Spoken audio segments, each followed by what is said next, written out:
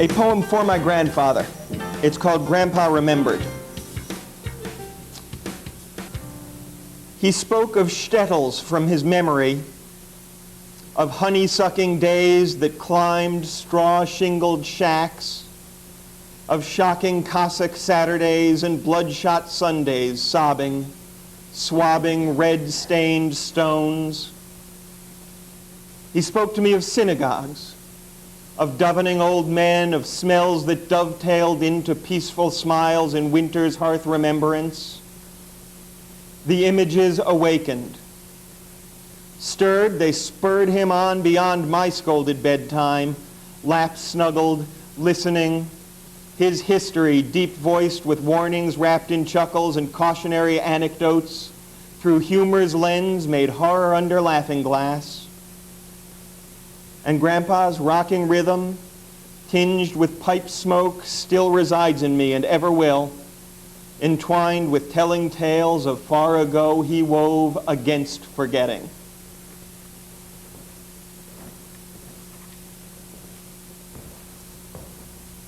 I adored my grandfather.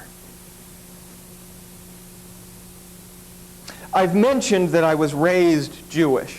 Not entirely true. I was raised by Jews. My parents tried to raise me with a sense of history and tradition, both me and my sister. But they were lapsed Jews themselves and didn't know what they were doing. So, every year they wanted to do Hanukkah, but they never really knew what day it started. So we always wound up burning extra candles, trying to make up lost time. They didn't actually know the Hebrew, so every year my dad was making it up. He'd be lighting the candles going, abracadabra, alakazam, we light the candles, we don't eat ham. I once pressed him for an explanation of the holiday. He went the traditional self-loathing, self-deprecating route that is so common to Jews. He said, Dylan, Hanukkah is a celebration of the fact that many, many centuries ago, some of our people got a really good deal on some lamp oil. And then he sort of shrugged like he was forgiving himself for a faux pas committed against some college friend whose name is only half remembered, and let it go. My mother did actually believe in some kind of Caucasian, bearded, Judeo-Christian deity of some kind. My dad's only deity was Harold Clurman, the Broadway director, to whom he would attribute any thought or witticism that he felt would sound better coming as a quotation. I'd be beaten up on the way home from school, and he would say, well, as Harold Clurman would say, Dylan, the hell of it is, they have their reasons. You can see how that's really much more useful to a small child coming from a Broadway director.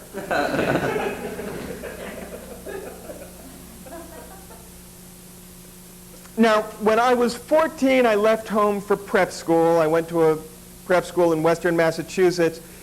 It had originally been two separate schools, one all-male, one all-female. By the time I got there, it was two co-ed campuses separated by about 5 miles of deep, deep country road. I used to torment the teachers by calling them campi.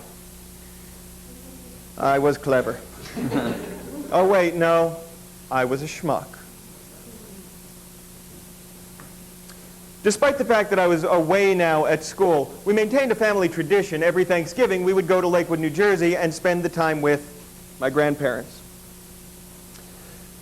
From the time I was 13 until several years later when he died, after Thanksgiving dinner, my grandfather and I would retire to his den and smoke pot and watch football with the sound turned down and classical music on the radio. He smoked pot to relieve nausea caused by medication he was on. I smoked for a slew of other reasons.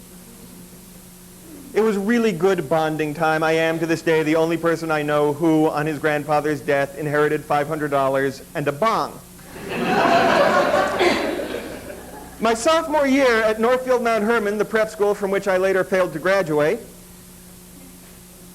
we had Thanksgiving dinner. My grandfather and I went into his den. We began to get high. He did not turn on the football game.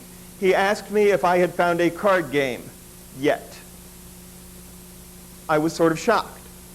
I had no idea that my family had a history of making money playing cards. And I hadn't told anyone that I'd started playing cards. I had found a game my second week at the school. It was a poker game in the dorm where I lived, and I had been losing $2 to $4 every week. He asked me if I was winning. I lied and said, sometimes. And he said, don't bullshit me, Dylan. People either lose at poker or they know how to play. And he produced a deck of cards and handled it like a Vegas mechanic. Started dealing open hands as he taught me poker. He explained to me that poker is not a game of luck, it's a game of psychology and skill. He explained to me that it's not about who has the better cards, it's about who walks away with the money. He taught me how to tell what the other person has by the way he bets and how to hide what I have through the way I bet. And after about an hour of this, he set the cards aside and said, Dylan, would you feel comfortable wearing a yarmulke at that school of yours? I told him that I would not. I told him that it seemed to me that wearing a yarmulke on these mostly Christian campi, yes, he chuckled.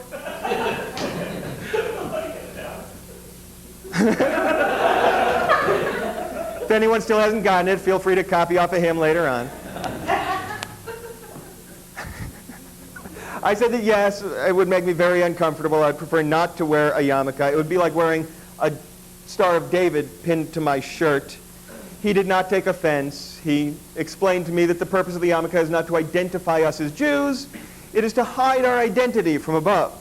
He said that according to the Jewish tradition, if your identity is completely hidden from above by the yarmulke, then God can't tell the difference between us and we will all be treated equally.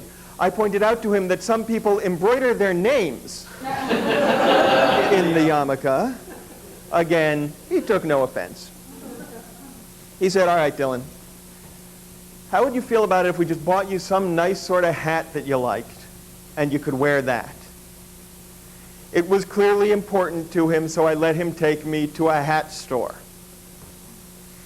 In Lakewood, New Jersey, there is a store filled with hats that no human being could wear unselfconsciously. And I stood in this store sort of aghast and appalled and unhappy. And finally I picked out a Greek fisherman's cap. It was fairly simple, and it was on sale. And I figured, what could it hurt? And I let him buy it for me. And he paid for the hat, and he put it on me, and he gave me a wink that will forever be the wink of Santa Claus in the Night Before Christmas poem. And he sent me back off home with my new hat, and I wore it proudly. It was a personal identity hat. I wore it around the campuses. People knew who I was from across a field. Hey, do you know Dylan? Who? The guy with the hat. Oh, yeah. That was me. I was the guy with the hat. I had an identity. I was very, very happy. One night, I got trapped on the wrong campus. I missed the bus back to where I lived and had to eat dinner in a dining hall that was unfamiliar to me. I had never been questioned about the hat before, so I walked into the dining hall without thinking twice, without thinking once. I loaded up an industrial-strength blue plastic tray with chicken bits and tater tots and went and sat down and started eating. And an 8-foot-tall man appeared behind me and to my right and said in a voice that should surely belong to a talking walrus in a cartoon, "Who do you think you are, and where do you think you are?" I was already a fairly witty, clever guy, so I said, "What?"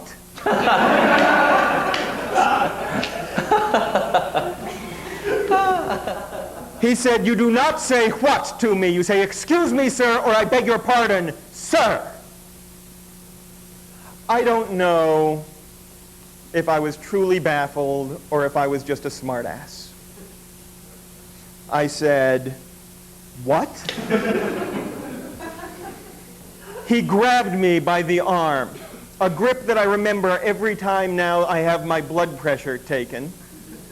He lifted me out of the chair, knocking it over, shouted to someone to pick it up, snatched the hat off my head, and pushed me toward the door.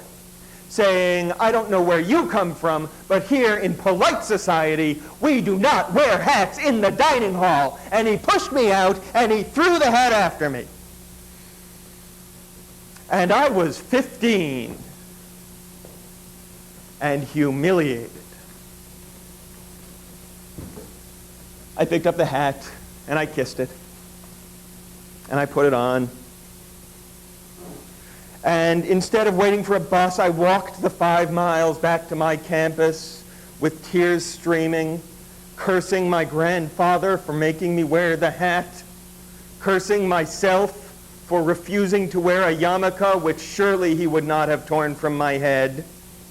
And I got back to my room in my dorm, where my roommate was wearing boot-cut jeans over sneakers and a button-down plaid shirt over a blue t-shirt, and typing at my old, loud, manual, Olympic portable typewriter.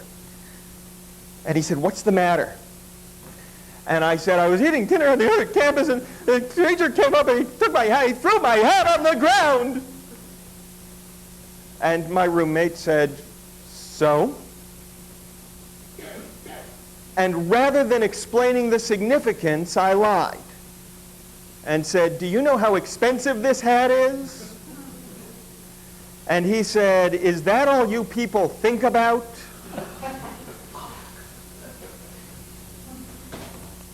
For weeks, the hat was all I could think about. Had I chosen it because it was the cheapest one in the store and on sale? Had I been thinking like a people? I began losing deliberately at poker. All of this hung with me as a point of sadness because as an adolescent, I had no way of understanding the complex conflicts involved.